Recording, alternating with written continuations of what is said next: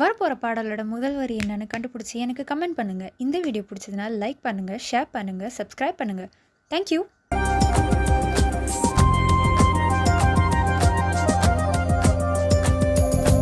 கால்களின் கொலுசை கோபம் வருகிறதே, உன்மேல் கோபம் வருகிறதே.